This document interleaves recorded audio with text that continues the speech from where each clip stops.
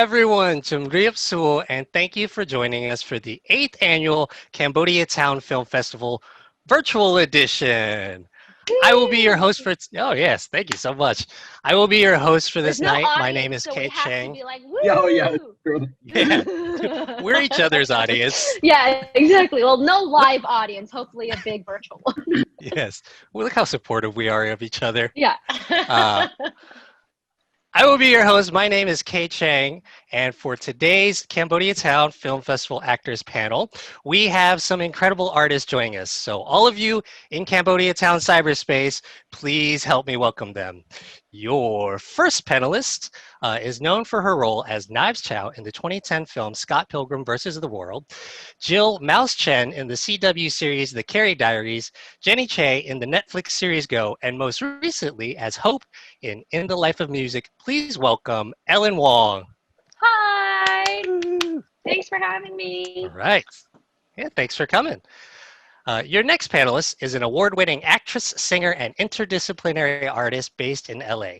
She has performed at the Kirk Douglas Theater, the Theater at Boston Court, Red Cat, Highways Performance Space, the Actors Gang, the Getty Villa, among others. She has worked with critically acclaimed theater companies such as Critical Mass Performance Group, Independent Shakespeare Company, Four Larks Theater, and Cal Arts Center for New Performance. Her one-woman show, Letters from Home, premiered at the Cambodia Town Film Festival in 2018. Please welcome Kalean Ung. Hi, thank you. Hello, thank you for joining us. And your last panelist is an Obie Award-winning actor, writer, and sometimes musician originally from the LA area. Joe most recently reprised the role of Chum in the NYC off-Broadway premiere of Cambodian rock band by Lauren Yi with music from Dengue Fever, directed by Che Yu at the Signature Theater. Please welcome to the stage, the virtual stage, Joseph Nyo. Yay. All right. Thank you all for joining us. Let's go ahead and get this party started. I'm hoping for this panel, we can all get some insight on working as a Cambodian actor. So first off, thank you for being here. We really want to hear about your experience being an actor with a Cambodian background. This panel is really the first generation of prominent Cambodian and Cambodian Canadian actors. What's it like to be pioneers for a lot of other artists? We'll go right down the line. Ellen, do you want to start? Oh, wow. Okay. I was just thinking that the word pioneer sounds very heavy because I feel like it's just something that for me, it just always felt like this is something that I need to do because I haven't felt like our story's been out there, and I've always felt sort of a disconnect between, you know, who I really am and what my true identity was. I think a lot of people in our generation can sort of relate to this feeling of having this void or this sort of disconnect between, you know, who we are today in this world, but also what our background and what our history is. For me personally, I, you know, didn't really know my parents' story growing up because they just never talked about it. And so being able to tell a story through the sort of, I guess, like from our generation of somebody learning about her identity and her past, which I did as Hope in the Life of Music, that in a way was so close to what my story was as well. And having to go back home on my own without my parents and sort of explore it without them and really learn about what happened there before my parents even got a chance to tell me their story. So that really, when I had my first trip to Cambodia on my own, that was really a moment where everything that my parents never said and that I felt at home, it all made sense. Like that heaviness that I always felt at home, it all made sense to me, and I felt like that was something that I really related to with my character. of her just kind of going back to Cambodia for the first time and suddenly realizing she, in some way, her body just understood who her parents were and who she was. It was sort of this missing piece. And so, you know, I think that for me, playing that character was sort of a necessity to also live out and work through what my feelings were with, you know, my journey back as well, and through an artistic lens. And to be able to act it out was really great because you're really, you know, in a position where you can creatively and artistically just sort of like look at what are the themes and the feelings and the real emotions that, like, I think when I was traveling, I was feeling it and I knew what was happening, but having to play the role forced me to really go back and really integrate all of those emotions that came up through my journey into my actual life. So it's something that was not just because I wanted to play the role, it was also something that I felt like I needed to do. First off, very impressive because I'm 35 and I'm still scared to go to Cambodia by myself without my parents. So congrats on doing that. Uh, we could keep go. We could go. Kalean, do you wanna tell us what it's like to be a Sure. pioneer? Well, first off, I just wanted to say that I'm just so grateful to be in the company of both Joe and Elle. And um, Elle, just listening to you talk right now, it just brought me back to when, like, I was so nervous, like DMing your Instagram and like asking you if you wanted to do a talk back at my show, and then like connecting with you. And now we Um, text and we're friends. and now we text and we're friends, and just how generous you were, and how supportive you were in helping to facilitate a conversation that I know that we all relate to, of our parents not wanting to talk and not yeah, just not being able to find the words. And for me, it's really been my responsibility. I really feel like it's my responsibility to say, to tell the story that maybe our parents could not tell. So that has really been my focus in the last 4 years, is really working towards that. And also just to Joe, watching you and your journey these past couple years has been so inspiring, and so it really means a lot to be able to see ourselves on a stage. And so thank you. And I'm just so proud. I'm so proud of you. I'm proud of you both. So thank you. As a the Yeah, I agree.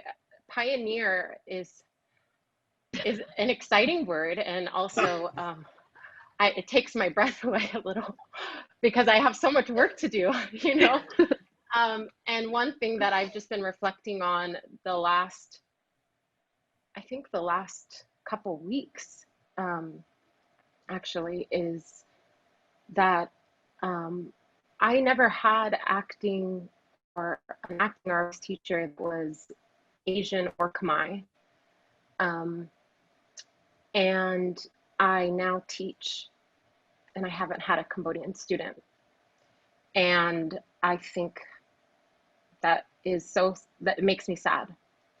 And I want to be able to connect with the next generation. And I want more of us to be represented. I want more of us to tell our story. And I'm happy to be the start of this, I guess, but I really just want more. And I hope that we can all work together. And I invite you all to tell your story and to do it, because I am so happy whenever I hear about another one that is an artist and that is joining forces, you know, coming over. So that's what I'll say. So thank you. Excellent. Thank you so much. Joe, you want to provide your take? And this Being a word pioneer. pioneer, it is weighted. It is weighted. I have a, you know, I want to touch on something that Kalean just said about like wanting more. Um, I had one positive role model, and it's not. It was just by sheer luck. I grew up in the LA area, and so they were doing that show art down the East West Players, and I had followed an Asian American actor, Francois Chow, for some time because I grew up in his like the generation in which he played the Shredder and was like the only Asian guy in all these films and TV. And I saw him do Yasmina Riza's art at East West Players. And I remember watching this show when I was like a young actor, and I was like, that guy's so good. He's my hero. Like he just became my hero. And later on, I found out that he's Cambodian, and I like it blew my mind. So like when you were saying like pioneer, I have that to like look up to in one perspective, and the other sort of perspective that we have to put on it, or at least like I think about, is that like he probably has never played a Cambodian, or like I mean he has now, but like even at that time probably had not played a Cambodian character whatsoever before that. And so there is something to be said for us being able to take that in now. And so I want to go back to that idea of like wanting more, because I mean like Asian Americans, Asian Canadians, Asian actors can play all these other things, and we've been asked to do that. And so going through the training, going through programs, going through just life as a performer, we've done all the other things, all the sort of adjacent things, but not actually have gotten back to playing Cambodian Khmer characters, which I think that does make us pioneers in that sense. But it is only from the fact that the world, I'm glad, is more aware of that, and also we're more aware of it, and so we've asked, like, and we've demanded it. And so, in these conversations, in the conversations around theater and film and TV, it's generally starting to reflect what our country is going through, what the world is going through, and what what we expect as actors and performers now. Wow, that was fantastic. I did not know that the Shredder was Cambodian. Wow. Know that. Just like a human Wikipedia right here. That was amazing. Joey, I had to look it up on Wikipedia. Oh, perfect. But I mean, I just liked him in general, and I always thought like, why is his name Francois? And I was like, Francois, that's French, and I was like, and then I found out, I was like, he's so great, and then it was like born in Phnom Penh, and I was like, you're kidding me. So when I met him for the first time, I was like, you're Khmer. I am Khmer. And I was like, this is amazing. Yeah. So this is a good point, because it leads into my next question. All of you have had a chance to play a Cambodian now and tell a Cambodian story. What parts of your identity do you draw from the most when you're acting? I think we could start with Kalean. Oh my gosh. Well, I guess this is a very intense question for me, because I kind of cast myself as Khmer, and I was like, so no one's paving this for me. I need to write my own play, and the story really came out right at the end of 2016. And I knew I needed to kind of address also some of the refugee crisis. And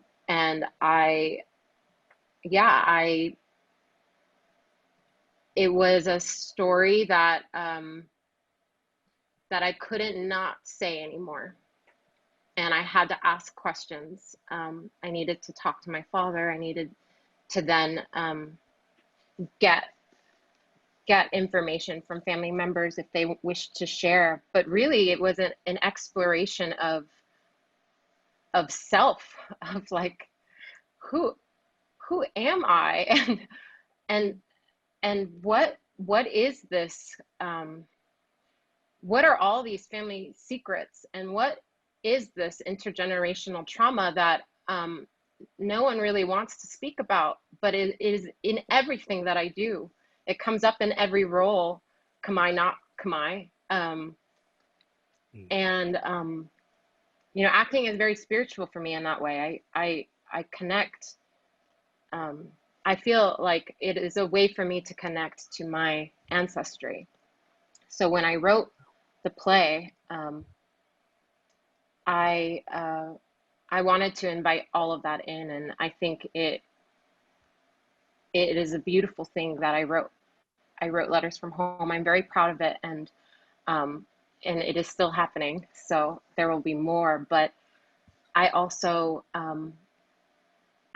do want to be seen as Khmer, and I want there to be more stories. So the question is also painful for me in other ways too.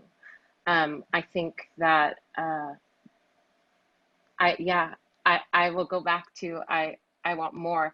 And the last thing that I will just say is that for all of us who are hoping that our family members will speak, I really didn't imagine that my family would want to speak about it. And when I started asking the questions and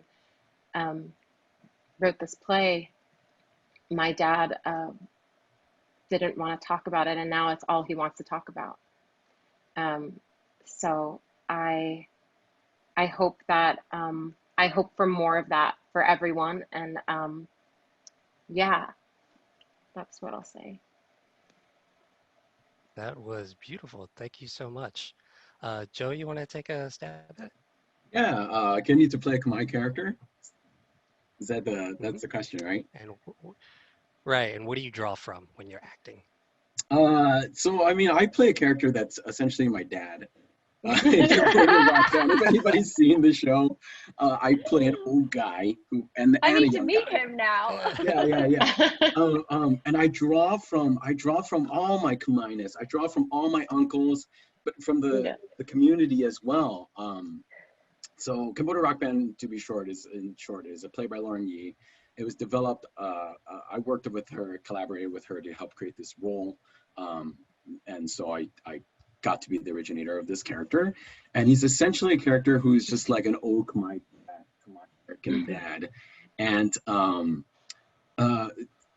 like it requires everything to kind of play this part. I don't shy away from the fact often when people have asked me, like younger actors or whatever, like how do you feel when you do the role? There's so many times that I just would go home after performances because I would feel awful after doing this part, because it's just feeling like going through, like there's these torture scenes, all these moments of whatever, a connection with a child, like there's a lot of intergenerational trauma that's brought up through the part, and so it really has left me a mess. But the good thing about it is that I wouldn't say it's treated as therapy in any way, but it has given me an opportunity to sort of rectify and reconcile certain things about myself as a performer connected to the part, to not sort of like put all those things on myself, because it was very easy for me to do that at the beginning, to take all that on my back and just sort of like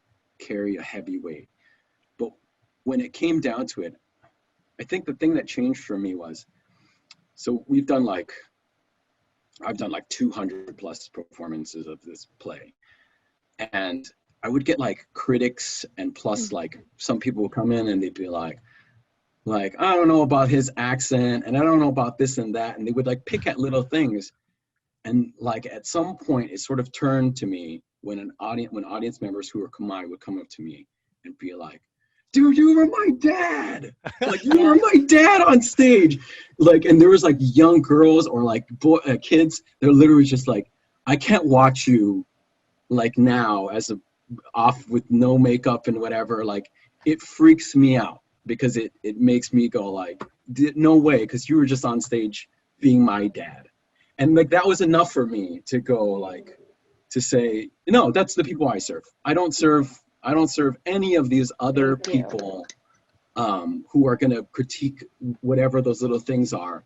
And also, you know, like you can't win it on both sides. You can't win it, you know, like is not Khmer enough, or like even that end. So like, so the best thing that I end up trying to do, the best thing for me and for the play, was to not just take it all on myself and weigh it down with trying to play my dad or trying to play all my uncles and all these things. That I had to incorporate those stories of everybody else, but make it something that was true for myself if I had gone through this moment, and just really done my work as an actor to sort of survive that and be able to be capable of doing that.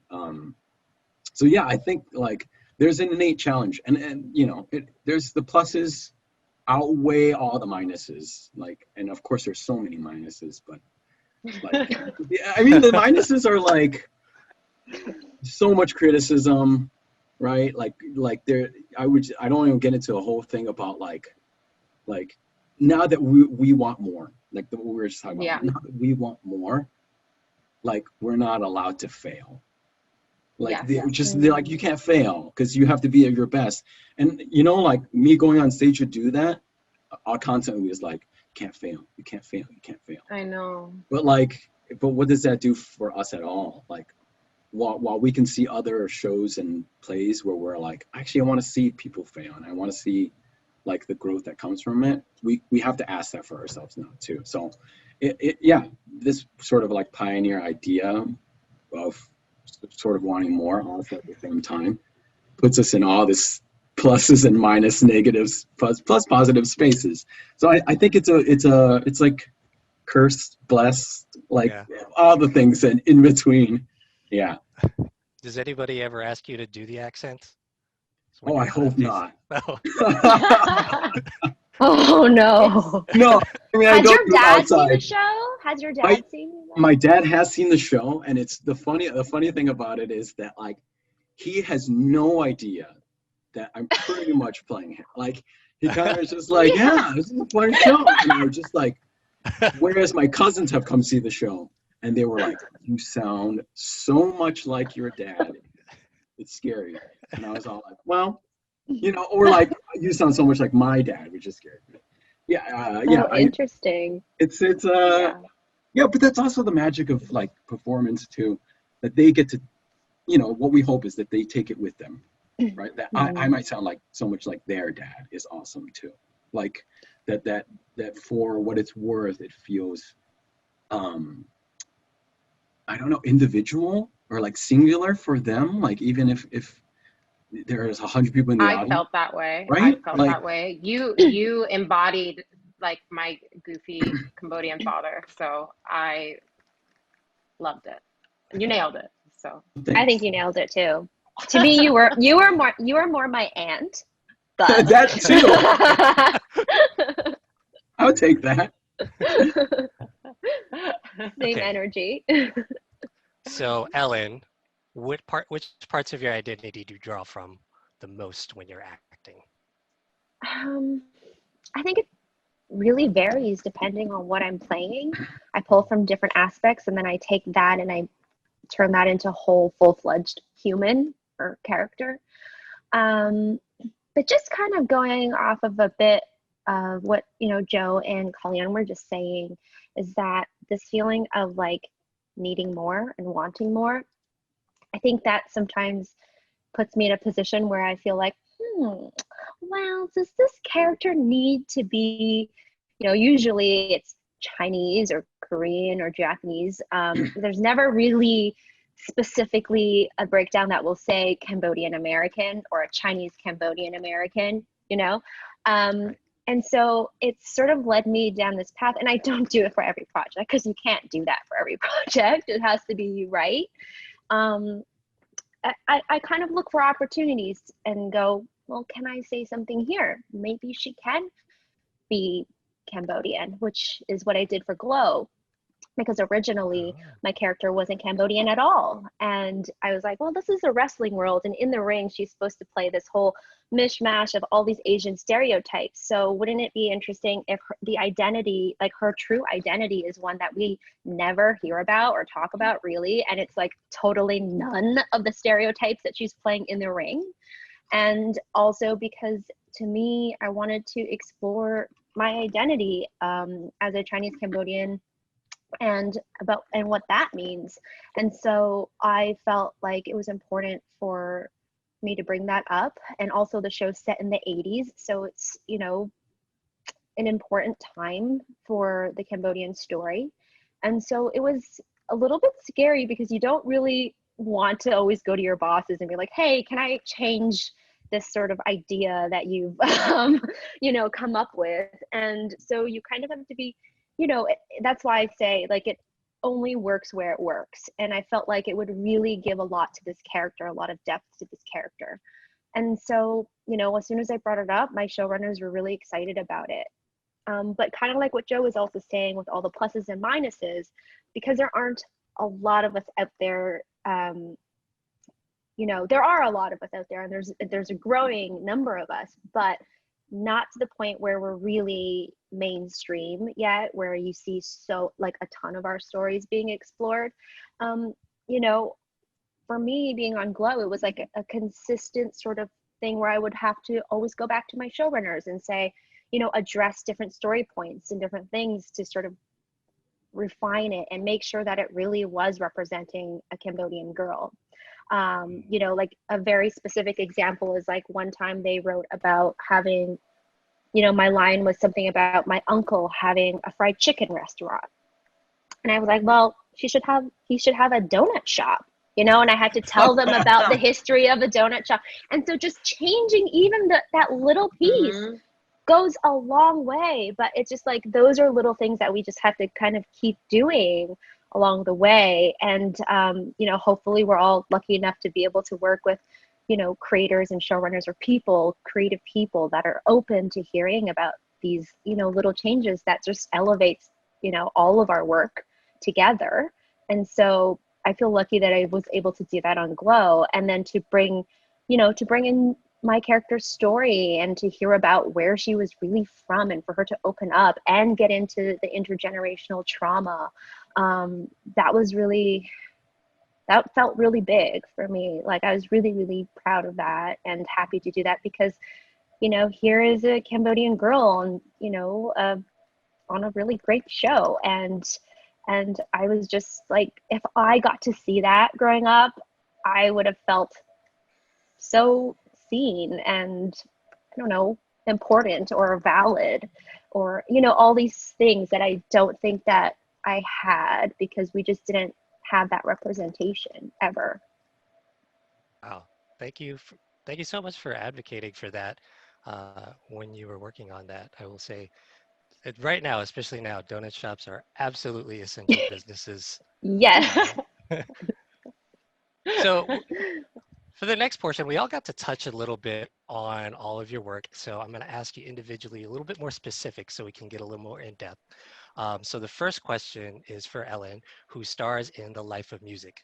You play Hope, who is very much a Westerner visiting what is mostly a foreign land. How do you prep for this role? Do you brush up on your Khmer? Do you just sit in a sauna for like 6 hours to simulate the heat?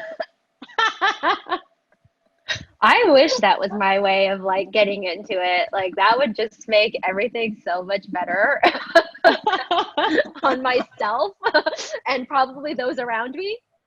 How did I prep for it? I mean, luckily she doesn't speak a ton of Khmer,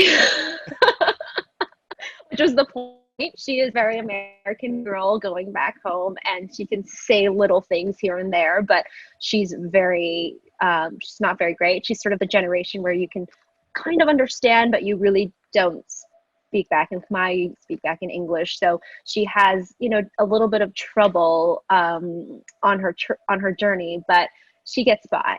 And in terms of preparing for it, again, to me, it was literally a mirror of my first journey back to Cambodia by myself, minus the guitar playing and the singing and all that stuff, because I didn't do that. But just going back and the feelings that I had and the emotions that kind of came up while I was there on my first backpacking trip, it really brought me back to that. And so it felt like an opportunity for me to take from an experience that I lived through and to bring it to my character and to bring it to the screen.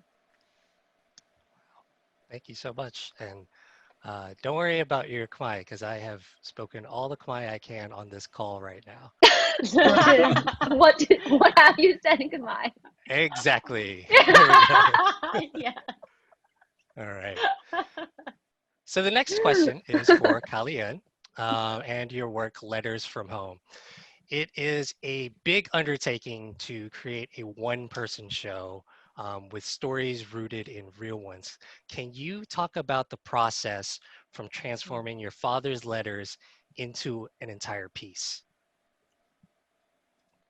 Whew. Um,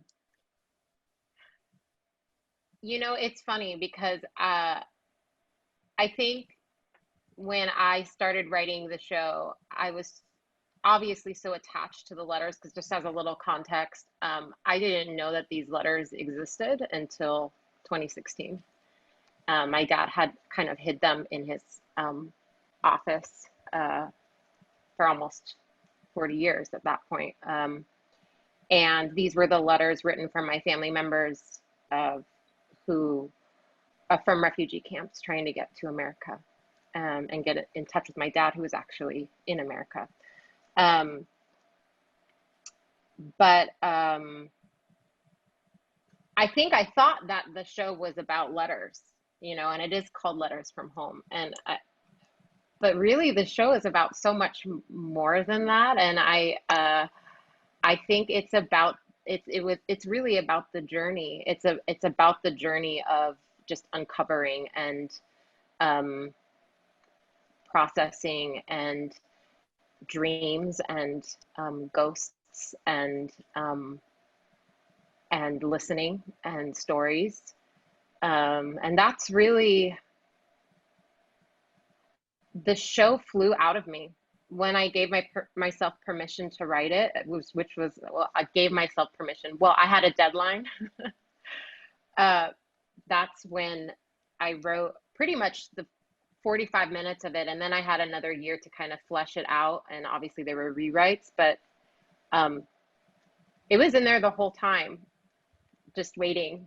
And I think that's what I'll say about that. I really, it started, yes, it is about the letters, but it's so much more about the journey of what the letters are and where we come from and who our ancestors are. Yeah. Wow, very well put. Thank you so much. So, of course, we're going to move on to Joe. First off, congratulations on your Obie Award. Cambodian Rock Band was a piece with a very serious subject matter, but told in a quirky and darkly humorous way. Can you tell us how you approached or navigated this take? Huh. You know, I think that's just, it goes back to the same question about like, what is your inner kindness or whatever it is, right? Like I said it before, I could only tap into the things that were innately from my family that were like charming about the character, or the things that I also hated about the character. Like there's like the character of Chheng, who I play. When you first see him, he's in his 50s, and like I said, my dad is in his 50s, and so when I first approached this character, I had to take a look at that seriously, like and be honest about who he is. Like that there is a character that is genuinely about secrets. And I think that's the sort of the like the link that connects all these sort of Khmer stories in some way, right? Like we talk about how Khmer parents don't like talk about their past, and I think this play specifically addresses that through the character's humor. And I think actually that's very true for a lot of Cambodian people. Yeah. Right? They're either like sometimes like on like the one end I've seen, and just like anecdotally saying, sometimes you see like people who are like very shut down, like Khmer people are very like, I don't want to talk about it. Just they go through life in this weird way. And then the other end of the spectrum is like loud and boisterous and dancing and singing. And I think that's what it is. Like that's who he is. But there's also like innately written in his humor is a way to disguise the past, like a way to like run from everything that is serious that approaches him. So even in the script itself, when Lauren and I had been working on it, like we sort of discovered that through sort of the cadence of how I played the role and Lauren's brilliant writing, she found a way to sort of match those things up, that whenever the character of the daughter Neri asks him a question about like what he's doing, he immediately avoids. Yeah. And that's why it's funny, and also that's why it's messed up. like there's so many secrets about this character, and I think sadly I would say like that's what we see in our parents. Like avoidance. yeah, avoidance. This is all avoidance tactics. You know, like I share the same thing. My parents, I mean, real short, my parents were like pretty open about telling me things that happened to them, but not the gritty details. They're like, oh, it was sad, and we were in Camp 7 or whatever, you know, like that's it. But then like every so often, like it will sneak out. And that's how I learned those things. And it's sort of how I reflect myself in that character as well. That like when push comes to shove, or when pressed, or like even in a moment of sort of like not guardedness or avoidance, the sort of truth sneaks out. Like my parents, we were driving somewhere and they were like, they saw something and it reminded them of something, and then they were like, oh yeah, and then you know that kid got killed. And we're like, huh? Like, where'd that come from? Like, but it's just sort of like these things that are sort of locked away. And I think that's where the humor and the sort of joy comes in. The second part that really makes that show navigable for me is the fact that it has rock music in it. That the immediate link for me that gives me joy, even if I'm not feeling it. And even as an actor, when I'm having a hard time like getting through the role and getting through the emotional sort of stuff that surrounds the role. Even as an actor, there are moments where I get to say, like, take a break and go like, a song is coming up.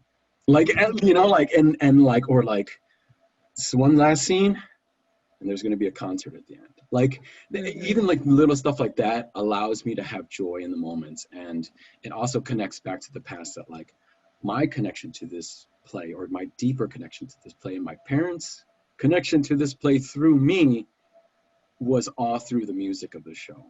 That like, and how much joy it brought us. So that's the way I sort of like can find the silver lining to be able to like cross that path. Shout out to Dengue Fever. Yeah, for sure. And all those oldies. Kampabatang Bong in Ellen's, yes, Haley's, and yeah, honestly, I would just, when you were saying all of that, it just made me go, oh, right, you know, that is a piece that really connected for me too, the music, because it's just like, it's this nostalgic part of you, because you hear these songs, you know, in your childhood, or you just hear them wafting through your home, but then you don't think much of it, and here we are as artists, we're like replaying them, like learning them. I never thought I would have to like actually learn them and learn about what each word means in the whole song, and it was really interesting, and it really brought me back to my childhood, but also connected me more with my parents. And also Battambang is where my dad is from, so that was a real, wow, really? Yeah, both my parents are from Battambang. Yeah, so that was really a special song for me to learn, because when I did, it was like, now it's the only song that I can sing with with my family. But it's like, you know, the last time I went back to Cambodia with all of my family, it was like we were all on a bus singing the song, and I was like the only cousin that could sing it. Out of all the kids, because I had to learn it already. But it was just like, the song is music. It even if you don't know the words, like it has the whole other language on its own that really connects people. So you could speak a whole other language and still feel connected to a story because of song. And if you want to drop some bars, I know Cambodia Town Film Festival is good. We're going to do an online virtual karaoke night. I'm sure. Oh, yes. So all of you, the three of you need to come to that one. Yes, it's gonna work. I've done it before. It's so much fun. It sounds hard, but I tell you, it's so much fun. Okay. So the last set of questions is for everyone, so I want everyone to chime in. What advice would you give to aspiring Cambodian actors, particularly ones that they feel are getting typecasted, or maybe for those that want to talk to their parents about pursuing the arts? Let's start with Joe. Oh, what? I Reverse never order. told them about my pursuing arts. So okay, I'll answer that question first. I mean, we grew up in a slightly different time, I guess. Things are a little bit more free, I hope. I didn't tell them I was pursuing arts. I just did a bunch of high school plays and stuff, and like I liked it, and they liked me. And then when I went to college, they were like, "Oh, he's going to college. He's been studying architecture," and I was like, "Not studying architecture." Like I just kind of went, and then it was like, "What major are you?" Like theater arts. Like I just straight up lie of omission, and just started pursuing it. And there's a good Did thing. they know what theater arts was? No, Sorry they to knew jump in that I one. was doing theater. Yeah, they were like, "Oh, he's But doing did they know play." what theater was? Did they understand? Yeah. Yeah, They had okay. come and see me do some shows in high school. Of course, they were just like, "It's just a hobby," And then it Mm. became not a hobby. And of course, they never said anything, but they were worried for sure. But here's the thing that I would say. I'm going to give hopefully some hope to you kids out there who are listening to this, especially if you're Khmer Rouge family survivors and stuff. When it came down to it, after I had like gone to grad school and all sorts of stuff and done a lot of theater, even though it was really difficult and they saw me struggling, when it came down to it, there is a silver lining, I think, with Cambodian American parents or Cambodian parents, that because they survived something that atrocious, or at least in my case, they actually were okay doing. When I told them, when they realized how much I loved the thing I was doing, they were so okay with it. Like I think they realized, like, because what they lost, that the thing that I love and can do here was important, as opposed to like being miserable, being in a place where you have no hope at all. It gives hope, and it was affirmed for me when Cambodian Rock Band was the biggest affirmation. Like after they saw that show, they came out and were just like, we're done questioning you about. Because even then, for all the sort of things that surrounded that, like they were like, that guy, he died, Hung Nor, he died because Khmer Rouge killed him. Like us, like they were so scared for other reasons. It was all fears that were sort of beyond them that they couldn't understand. And then when they saw that show, it changed the way they saw what I was doing, and they were like, wow.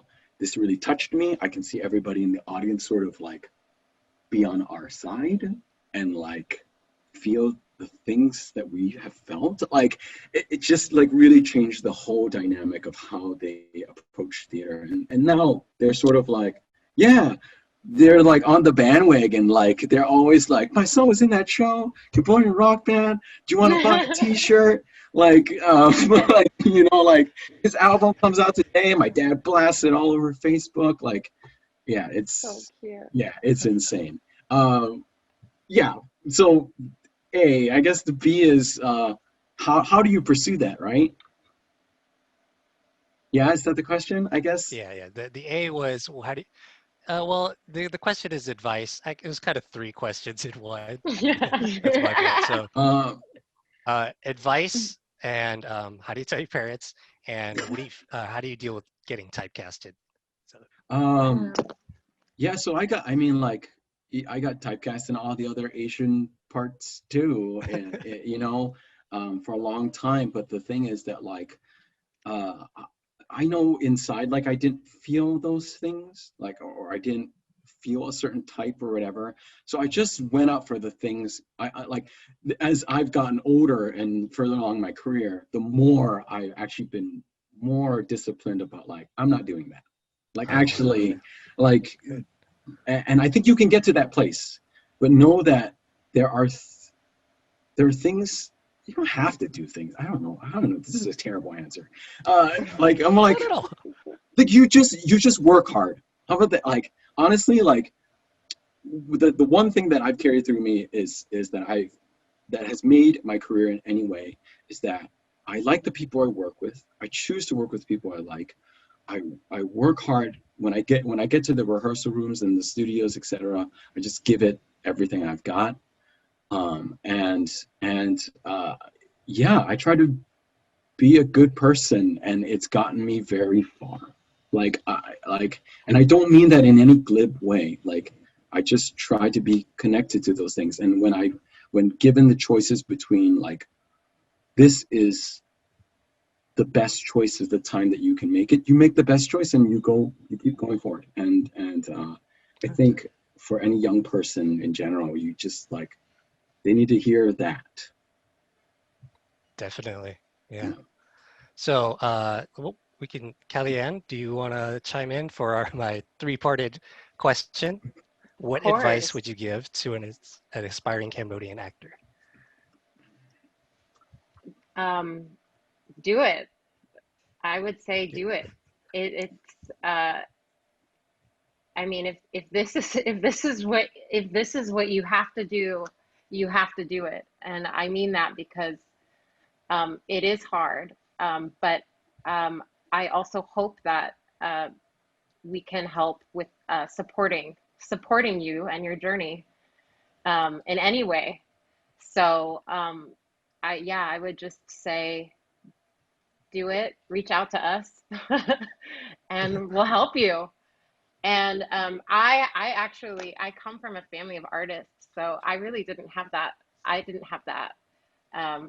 So I had musician parents. So I actually started as a musician, as a singer. But when I kind of figured out that I was an actor, I just did it, and it was something that I had to do, and my parents were actually very supportive, and I think they actually kind of they probably knew, they had a hunch, in many ways. Typecast,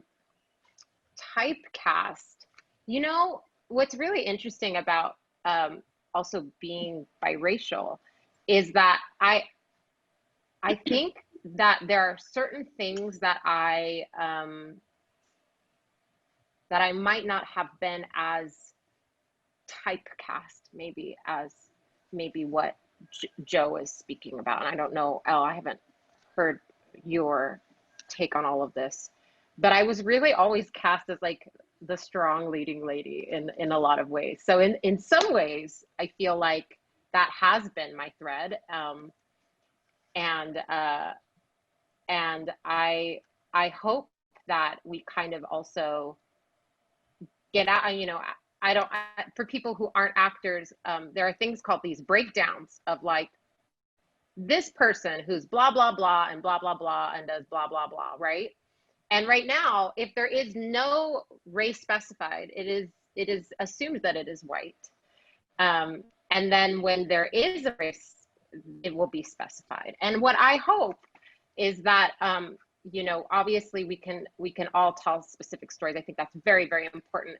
But also that we kind of also do not recognize that story needs to be, that the base is not white, that the base can be other things, and that we can kind of move past that, because I'll tell you that there is not a breakdown yet that says Cambodian Sicilian. So I have to take that, I'm not going to wait for that. And it's frustrating for sure, but it's I hope that you can also recognize your worth, who you are. And honestly, what Elle was talking about, going to people and being like, hey, like, what do you think about this? I think there's going to be more and more of that. So I would say now more than ever, please show up and come to our side, and and we'll help you out in whatever way we can. Excellent. Thank you. Make sure to hit everybody up. Ellen, do you want to take a stab at it? Yeah, I mean, I'm just going to echo basically all that Joe and Kalean has said, because I think all of that is true. And I guess just adding, because I know for myself, when I was on that journey of, trying to be an actor, and really having to, first of all, I think it's a different time, and Joe mentioned that earlier too.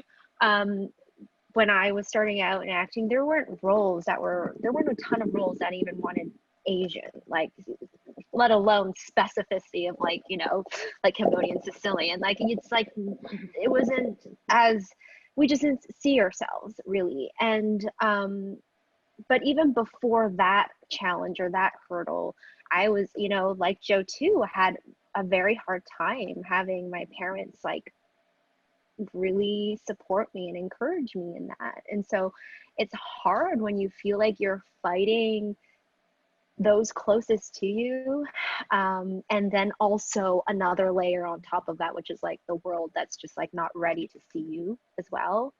It's like suffocating, and hopefully that's changing, and I think that it is. But if that is something that you are facing, I would just say, like, just find that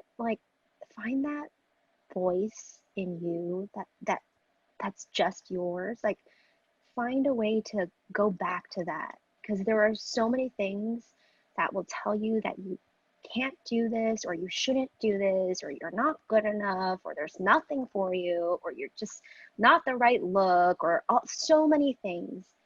And for me, what always kept me going was, even when I was like, well, I'm not meant to do this. I shouldn't be doing this at all. I would still have that that instinct, that intuition, that piece that was really just me, that nobody else could touch. That was always still like, you're meant to be an actress. Keep going. Like, it was just like, this is what you're supposed to do. And it was like, I couldn't make that feeling go away. So I say, if that feeling is in you, then keep going. If that feeling is not, then maybe it's okay to steer in other directions, and figure out what that is. But always check in to make sure that you're sticking to what you truly, truly, truly want in your heart and your gut. And I think that was something that really led the way for me, was finding moments to always go, wait, despite all this craziness around me, outside of me, saying that I can't be doing this, I still know that I should be doing this. So I'm going to keep going, because if I don't follow that, then I'm betraying myself. And so I would say, follow that, and don't look to others to try to be them. Find a way to be the most you as possible, because you're not going to be somebody else, and no one else is going to be you. Just be you, and find those things that are just so like great and awesome about you, or uniquely you, and just bring that to your work, and then just keep going. and it'll all work out.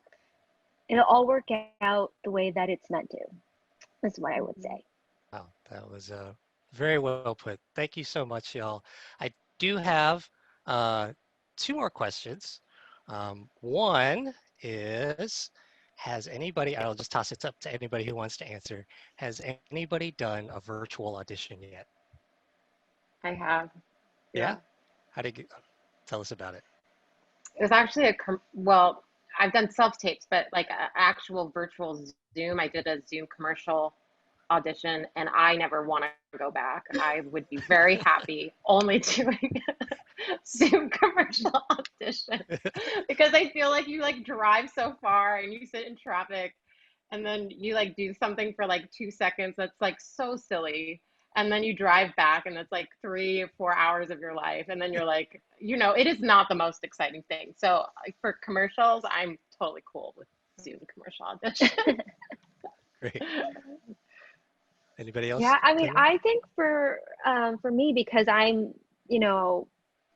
been in Toronto for so much, and now I live in LA now, but I'm in Toronto now, but like I feel like I've had to do a lot of virtual things, and I started off by doing a ton of self-tapes, sending those to LA or New York, because I was in Toronto. That's just like how it was, and then call back sometimes, or a screen test sometimes would be over Skype. And so I feel like that was something that was already happening, and now even more I'm just like, I kind of like having my own space set up and not having to go anywhere, and just like doing it at home. Like I feel like it's so nice to do that because you have control of your environment and your space. Yes. and how you want to do it. But it is also really nice to be in the room because it does feel different, like to feel everybody out, and to sort of just kind of get an understanding of what everybody wants creatively, and to know that you're all on the same page and to talk about it. So there is that too. Like I think there are pluses and minuses to both sides, I have nothing else to add. Oh my god. No? Self-tape, but not virtual auditions. No, I haven't done it. Oh, wow. Okay. Excellent. But I'm sure it would be awesome. Yeah. Okay. Thank you so much. And for our last question, we actually have a prize. Okay. And this is a mask For whom? right here, a face mask. And it says Cambodia on it. It was made by my aunt, handmade. This is made out of an old kumbra, so you can wear this for your safety. Whoa. And it's a number Amazing. question. Yes, whichever one of you gets closest to the number will win the prize, okay? The question is, how many times do you need to wash your rice? 3. I wash it twice. I wash it twice. Okay, the correct answer, according to my aunt, is 3. So Yes! Kalean Oh wow! Do wins you the actually mask. wash your rice 3 times though? No, Kalean? you know what? I was watching Uncle Roger. You know that You what? Yeah, Uncle Roger. Yes, he talks about washing his rice 3 times, and I was like, oh, 3 times. So that's why I said 3. Oh, You don't need interesting. 3 times it. I'll try to get you both masks as well. Doesn't matter. I'm I very don't know how excited that many I of these won. we have. Thanks for keeping us safe. Yes. Thank And just, you. I will get your address and mail this to you for as long as the post office is still around. Oh my get that goodness. around. Grim. Yes. Great Yeah. way to end this panel, right? Yeah. All right. So with that, I want to thank all of you for joining us. Give each other a round. If you're at home in cyberspace, give our panel a round of applause. Folks, if you enjoyed this panel, check us out at Cambodia Town Film Festival on Facebook. All of our films will be screening for free. If you like me, I'm going to be hosting a couple of other panels. If you don't like me, that's okay, because there's some other panels that I'm not hosting that you could check out too. Do any of you, any of our panelists want to plug anything before we sign off? No. Cambodia Town Film Festival! Yay! Go do that virtually and watch it. Yeah. Because what are you doing right now? Yeah. Exactly. You don't even have to get out of bed. Exactly. All right.